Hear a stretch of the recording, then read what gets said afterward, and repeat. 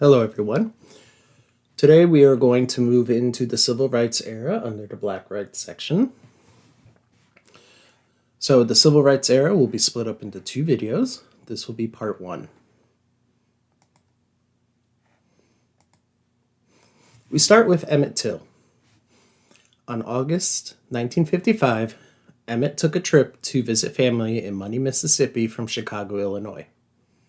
During this trip, he spoke with 21-year-old Caroline Bryant in the store that she owned.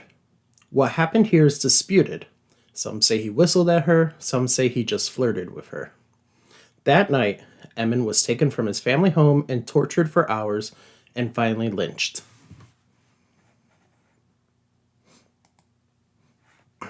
His mother, Mamie Till Mobley, fought to get his body back to Chicago.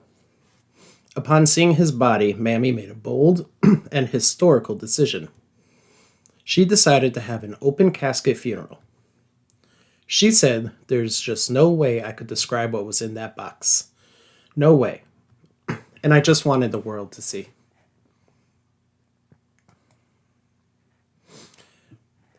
The funeral and trial. 10,000 people came to Emmett's funeral. Millions more would see the photograph pictured here in Jet magazine. This would be the most publicized lynching trial of all time. The trial lasted 5 days. The all-white jury spent only 67 minutes deliberating and proclaimed the men not guilty. One juror said, "If we hadn't stopped to drink pop, it wouldn't have taken that long." Many believe this is the moment that started the civil rights movement.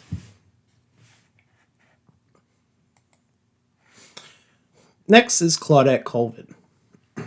On March 2nd, 1955, Claudette was arrested after refusing to give up her seat to a white man on a bus.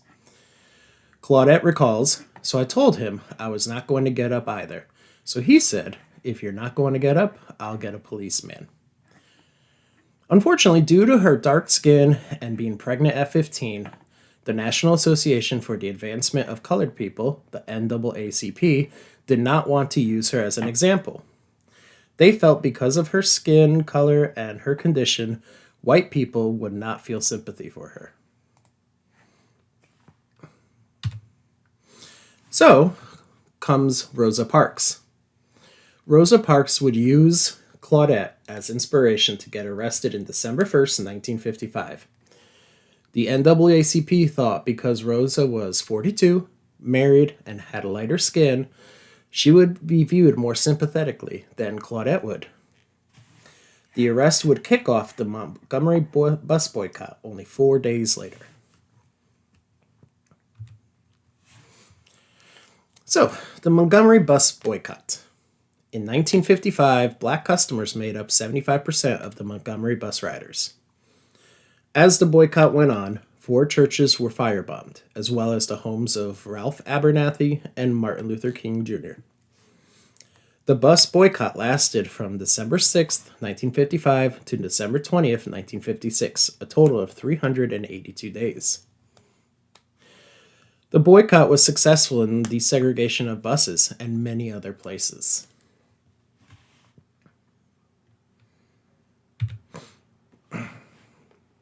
The March on Washington for Jobs and Freedom.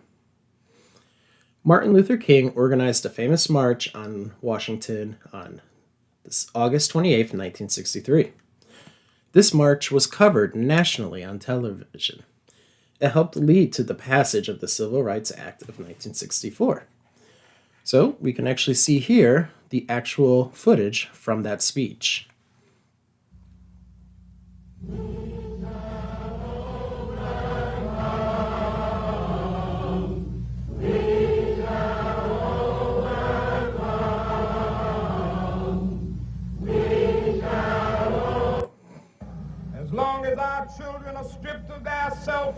So here is Martin Luther King's speech.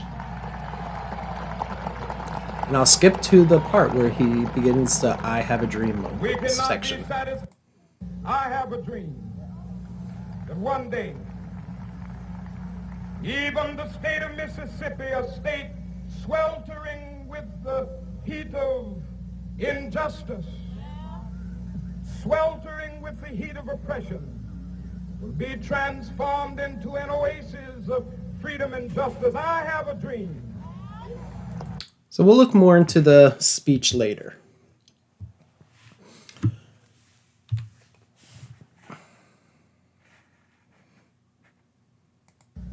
Well, one day. So, the Civil Rights Act. This officially ended Jim Crow and segregation. The act is broken into 11 titles. Title I, Voting Rights. Title II, Public Accommodations. Title III, Desegregation of Public Facilities. Title IV, Desegregation of Public Education. Title V, Commission on Civil Rights. Title VI, Non-Discrimination in Federally Assisted Programs. Title VII, Equal Employment Opportunity. Title VIII, Registration and Voting Statistics. Title IX, Intervention and Removal of Cases. Title X, Community Relations Service. And Title XI, Miscellaneous. Even with the passage of the historic Civil Rights Act, Black Americans still had issues with voting. So, after the passage of the Civil Rights Act, there was still the issue of the right to vote. Many southern states implemented laws that targeted black voters, making it impossible to register to vote, including poll taxes, literacy exams, grandfather clauses, property ownership rules, being able to recite the entire Constitution from memory, and moral character tests.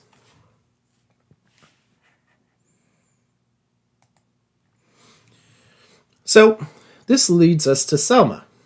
King had organized a march from Selma to Montgomery to spread awareness of the voting rights issue. On March 7th, 1965, as they crossed the Edmund Pettus Bridge, they were met with violence. The violence was broadcast on national news.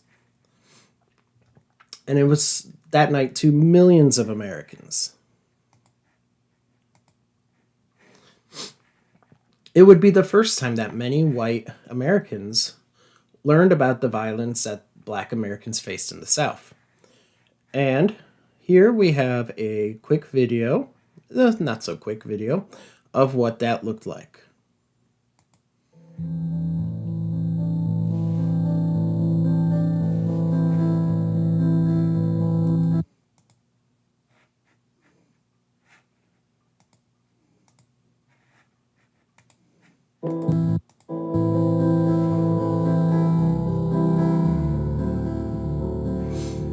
So I'm going to skip a little bit. So here you see them over the Edmund Pettus Bridge.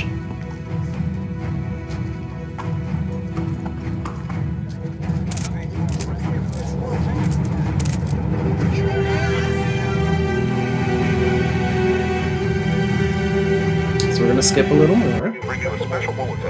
So here you can see them on the news.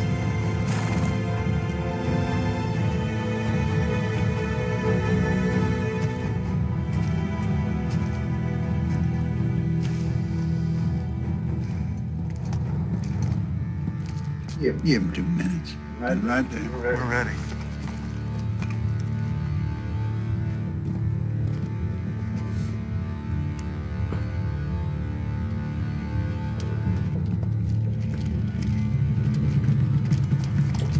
This is an unlawful assembly.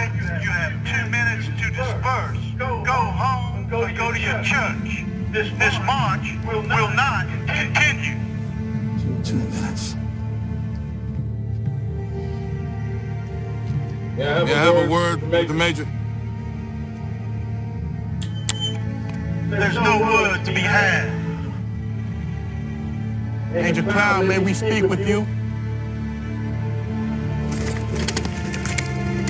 So you can see they're not even giving them the 2 minutes.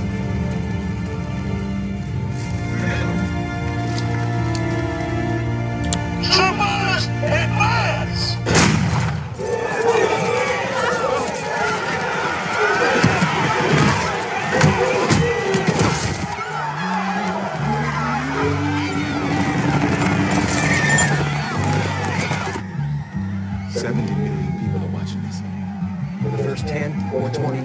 swept to the ground, screaming, arms and legs flying, packs and bags went skittering across the grassy divider.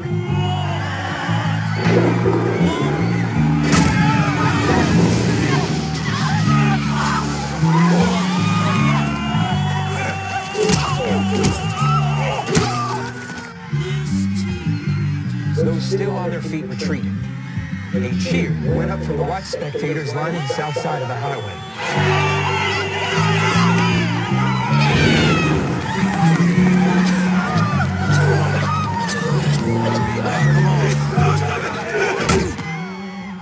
The troopers continued pushing, using both the force of their bodies and the prodding of their nightsticks.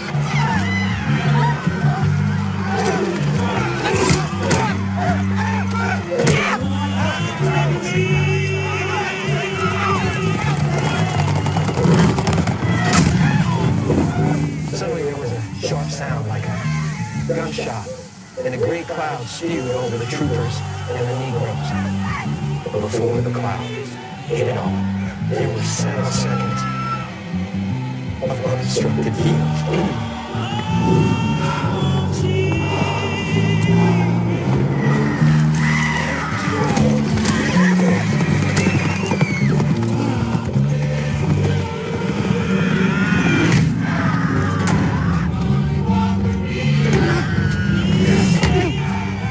15 or 20 nightsticks could be seen through the gas, flailing at the heads of the marchers.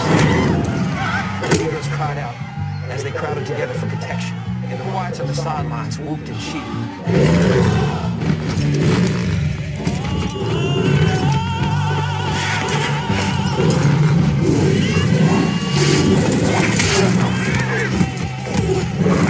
From the hospital came reports of victims suffering fractures of ribs, heads, arms, legs. The Negro leader John Lewis, despite injury from a possible skull fracture, led the marchers back to the chapel after the encounter with officers.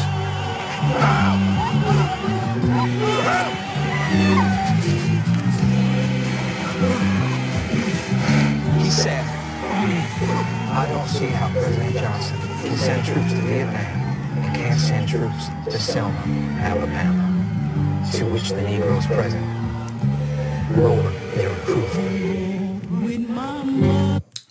So that is from the movie Selma.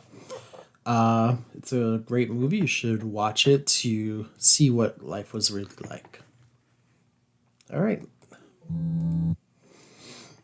So, due to the March on Montgomery and the actions that happened at Selma, we got the Voting Rights Act. The Voting Rights Act of 1965 was signed into law by President Lyndon B. Johnson, aimed at to overcome legal barriers at the state and local levels that prevented African Americans from exercising their right to vote as guaranteed under the 15th Amendment to the U.S. Constitution. So all those rules that the South had put in to make it harder for Black Americans to vote were now illegal. So that is all for this video. I'll see you in the next one.